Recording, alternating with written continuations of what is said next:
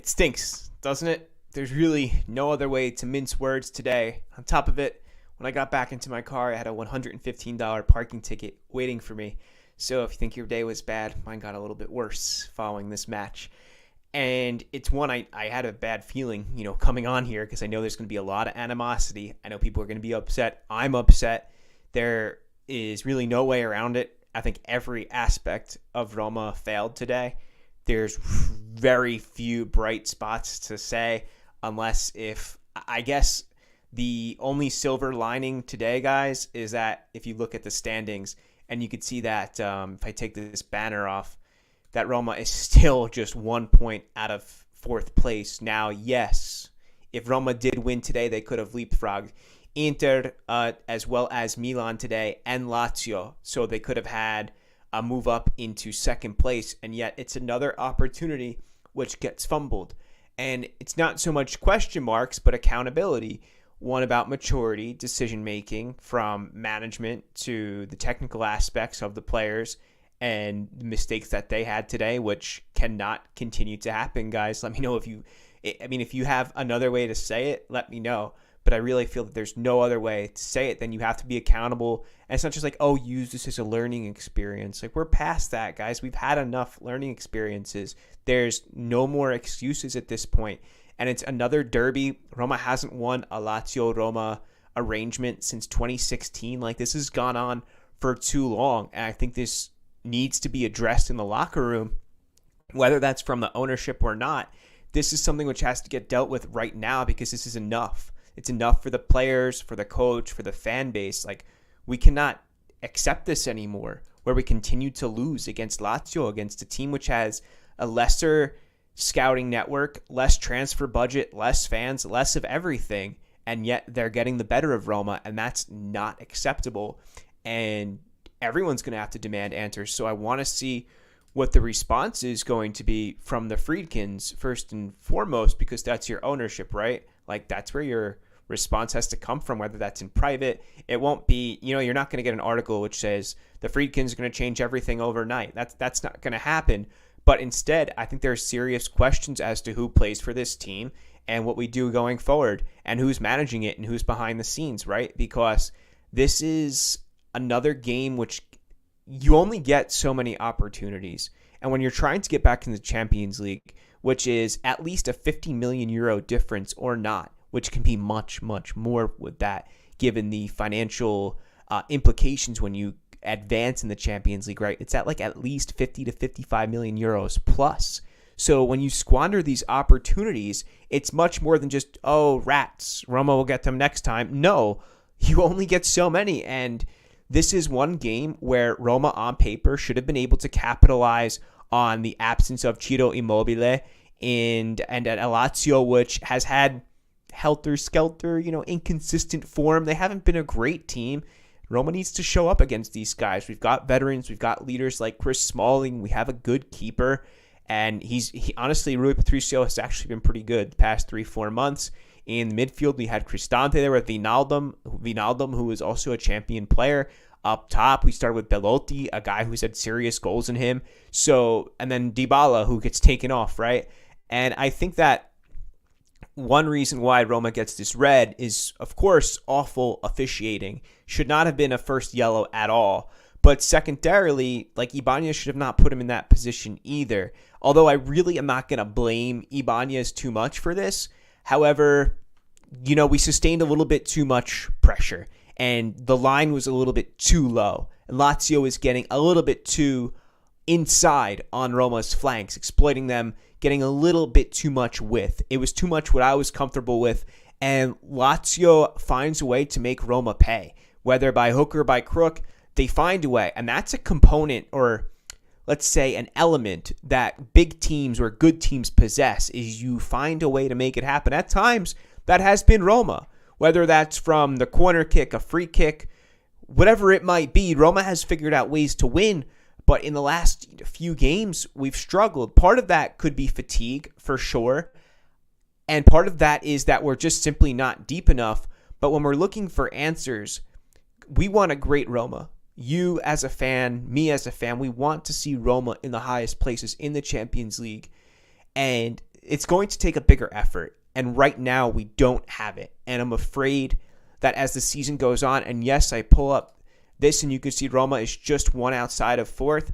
If this is any other type of season where Milan is not a half decent side, then Roma starts to look average at best. If Milan and Inter were any better, and if Juventus get their 15 points back, even if they get half of those points back, Roma's going to be in sixth. And that's not good enough. It's not good enough in a year two of Mourinho project. You can't blame all of that on the absence of Wijnaldum, as I thought many of Roma's problems in midfield were linked to.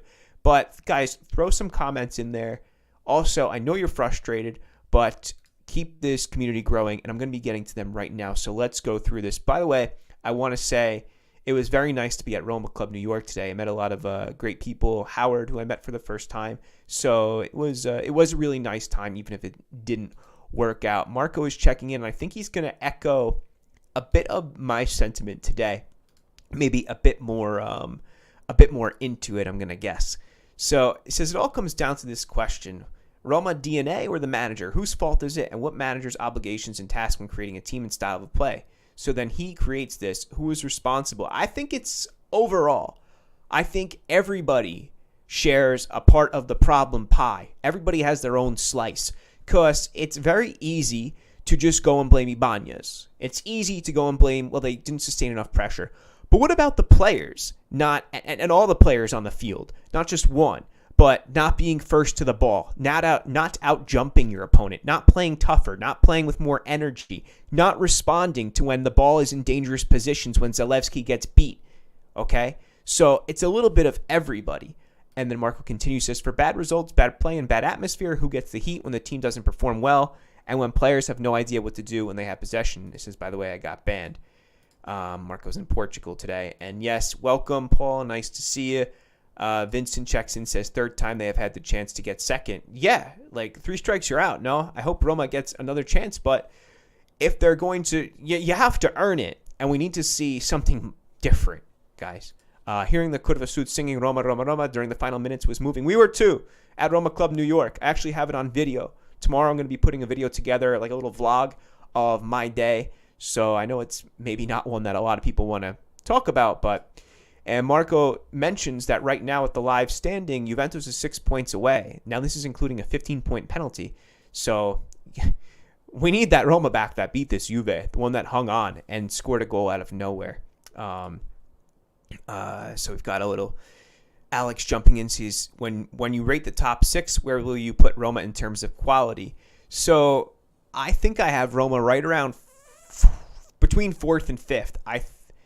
Milan is still strong quality-wise. I don't rate Pioli as a great manager. I think he's an okay manager. I think you should be getting more out of the Tonali-Benacer duo. I think that, especially with those center backs, and the Leao situation was handled really poorly. Ibra's back now. Giroud is still a really quality forward, even into his old age. Salamakers probably looks like a guy who's not going to work out, regardless of the amount of money that Milan spent for him. Napoli is definitely number 1 in quality. Second, it's I actually think Inter's quality is really high. Barella, Mkhitaryan, Brozovic, and the rest of those guys from Acerbi even, who's not the worst center back. Bastoni, who's good. Skriniar. And up top, like, Lukaku has just been stinking, but Lautaro is a very good forward. I was almost going to say center forward, but like a second forward slash, he's an interesting character, Lautaro. But I think that Inter's quality for player to player is not far off of first, and then Roma is somewhere between like 4th and 5th with the players they have at their disposal. And yeah, so Vincent also says, so excited that international break is coming up, and Roma really, really need it. It is not to you. I think he's talking to Marco there. Ali says, there's a lot of disappointment, anger, and frustration in all of us today. The team needs to confront itself before moving forward to the next games. We have to fix this from the core. I agree.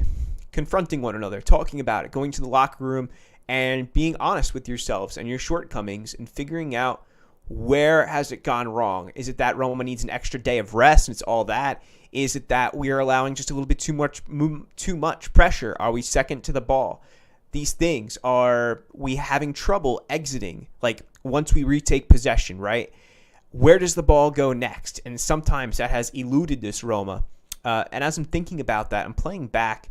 I thought Zalewski had a fantastic game. Maybe not fantastic, right? You don't come away with a goal or a big action, a big movement. But I thought that Zalewski, I just want to throw it in there, he showed a lot of heart and hustle today. And Alex says, I feel they want to win the Europa League. That would probably be Roma's best chance right now at getting into the Champions League. So I want to ask you, and seconding what I just said, do you think at this point, let's say Juventus gets these 15 points back, Roma goes into 6th, and let's say Roma goes 5 points out of 4th. Do you think they have a better chance to get into the Europa League final and win, or to get into the 4th in Serie A? Consider the opponents. Consider that Roma plays Feyenoord next. Consider Arsenal is out, but Manchester United are still in. So, I have to... My gut is telling me that Roma would be better tournament style, and I think that they're going to run into more fitness issues as the season goes on. So right now, I'm thinking that Europa League is Roma's best bet. Roma Club New York was awesome. Full credit to my friend Claudio, who sets up the club for everybody. He makes stickers for everyone. He does such a good job design-wise and supporting and bringing scarves. And what's cool about this club is you have a lot of people from Rome and Italy in New York, and so many of them find a way to manage or find themselves getting to Roma Club New York. And the manager there, the owner, is very cool because he lets people sing and scream and doesn't get upset when a couple bottles get thrown or glasses get broken.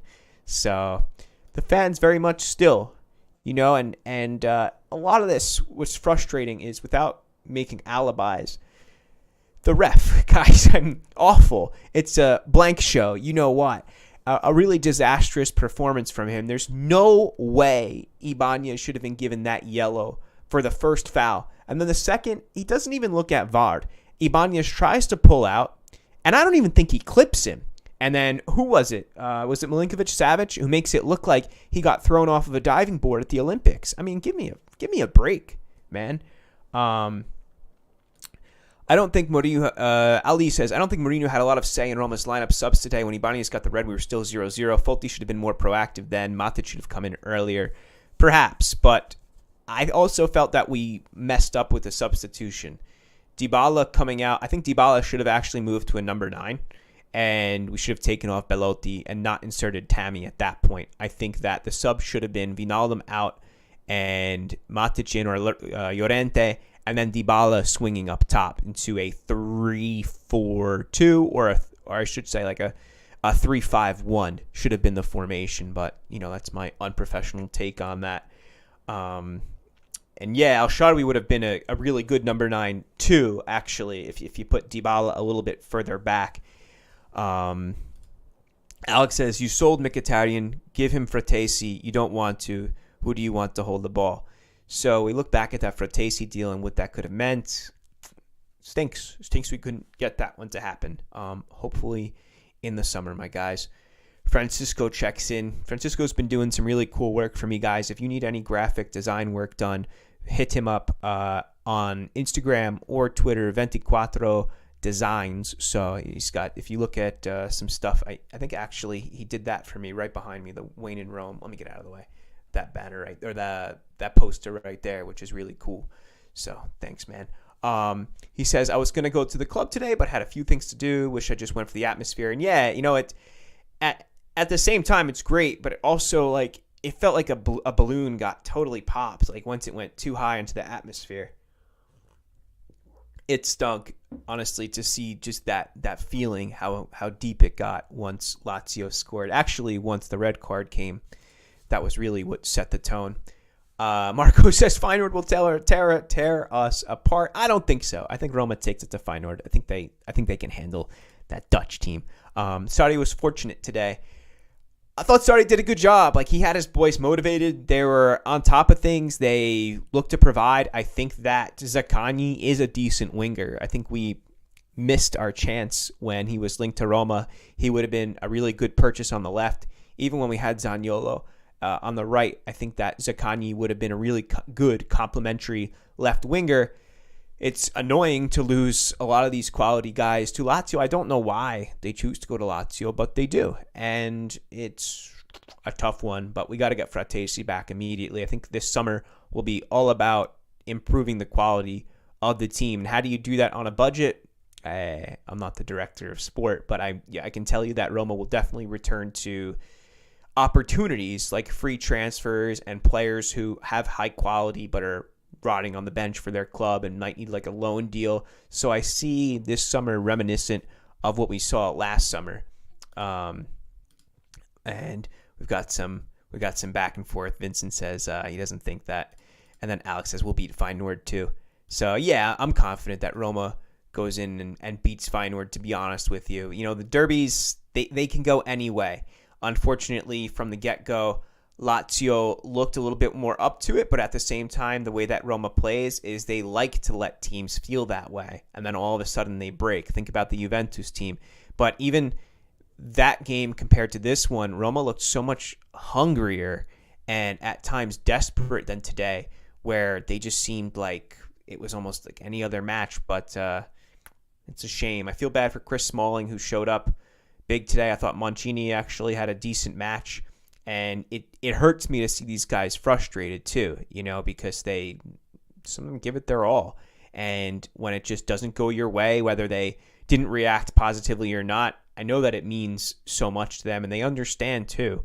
So I'm not going to throw the players under the bus either. I don't think that's fair, and I think these guys will go on to fight another day. It's just the fact that with going along to fight another day, there has to be a positive response now. And it was mentioned earlier in these comments that it's going to take some honesty too, like looking each other in the eye and figuring out what needs to get done. And I think Vincent makes a good point here too in saying like, yo, we need Jose back on the bench. We need him to be organizing things firsthand.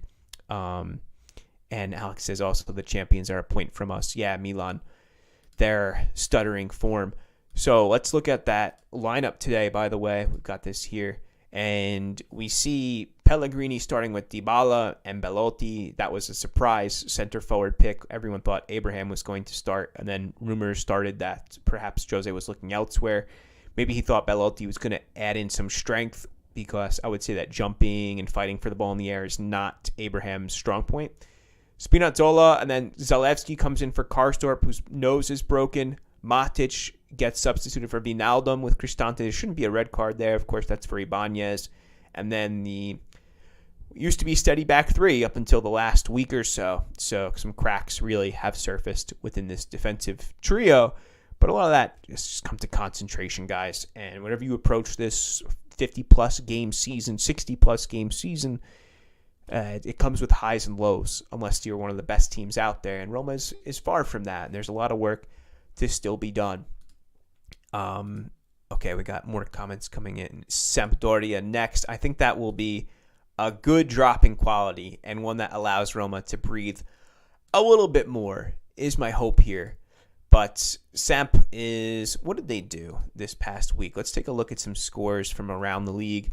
We see Sassuolo taking out Spezia. Sassuolo continues that very good run of form, whether that's from Berardi or Fratesi or Pinamonti. They've been in great form, guys, which is why I didn't take Sassuolo's loss too much to heart. Then on top of that, Atalanta returns to a big win over Empoli. Big, decent win. Monza Cremonese comes to a draw. That was actually a decent match to watch, and Monza should have won it at the end. Salernitana draws level 2-2 against Bologna. Udinese beats Milan. And as of right now, Juventus is winning in Sam versus Verona. Let's check the score of that Inter-Juve match. What do we got? And it's full time. Juventus take that away. The Derby d'Italia goes to Juve at the San Siro. Ooh, that's a big loss. Ooh, I wouldn't want to be an Inter fan right now. That one stings. Sampdoria does win though today or yesterday, whatever. 3-1 to Verona. Verona not very good this season, so at least we can analyze where Sampdoria finally do score from, at least at the very least. We also see Napoli run riot away in Torino, and Fiorentina get some positive form there over Lecce. Fiorentina doing pretty well right now, and they could go far away in the Europa League. I'm sorry, the Conference League. So keep an eye on them. Guys, thanks for joining. Throw a like up there. Throw in some comments too before we head out. There's, we're not going to go on for an hour today given the circumstances. But Marco said I read that Juve could be relegated. I haven't heard that one. That would be scandalous. I don't think that one's going to happen, Marco, as much as Roma fans might want to see that. So right now, Roma is in a stampa silencio, right? Like a silent with the news. So nothing from Mourinho, nothing from the players, given this is a protest to Mourinho's two-match ban. So at the end of the match, it was really frustrating, I think, to see the Lazio players jumping into the Curva Nord and taking pictures and celebrating with their silly eagle flying around the stadium before too. So it's like, I can't wait until Roma improves and takes it to them and just gives them a real spanking, like a real dominant performance, because it's been a while now. Lazio take the two legs with an aggregate of 4-0, and that's not good enough. And the fans of Rome definitely want and deserve better. Yikes. Any thoughts on who will play, how we'll play next game? No Ibanez, Cristante, Mancini. Matt says we'll definitely see Llorente play. I've got to think the guy's been pretty good. The slivers that I've seen from him, I like Llorente, and he could be an important guy in the second half of this season. No Cristante, you'll see Matic plug in, and with Mancini, perhaps you see Kumbula return after his suspension. If not Kumbula, then you got to go Llorente, Ibanez. No, it's not going to be Ibanez, right? We'll see what happens with center back. You could even see Mancini. No, that's going to be tough. If Kumbula is eligible, then he'll be back in the starting lineup just because of the simple lack of players here. So 2-0 on aggregate.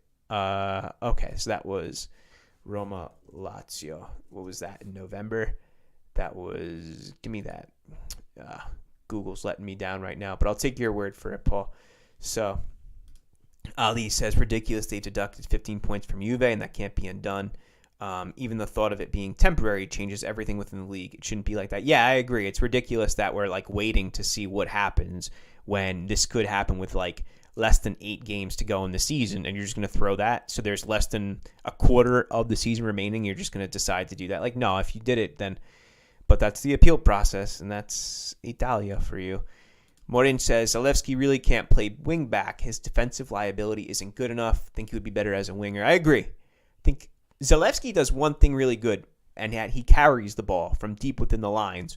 But I think that rather than a wing back, he would be more effective, like Morin says here, either as a left winger who interchanges with Spinazzola when we need a little bit more offensively, or a winger who has more of a defensive duty. So if you were to put, let's say, Dybala, Abraham, and then Zalewski on the left, but use him more withdrawn, who could play off of the wing back, that could be something really interesting for Zalewski in the future, because I agree that at times his defense has struggled. He plays defense the way that an offensive player does, and that, yeah, they'll get the slide tackle, they'll get the really big win occasionally where it's like, oh, look at that tackle, but it's eccentric rather than calm, quiet, and composed, which is what you want from an outside defender, a la Salik, who would be much better playing in a back four. So I think that's a really good thing to bring up right now.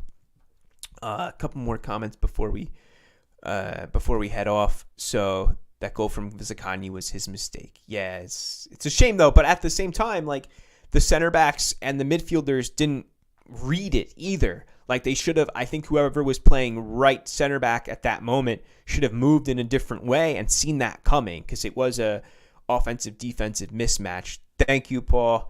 Looking forward to seeing you too, man.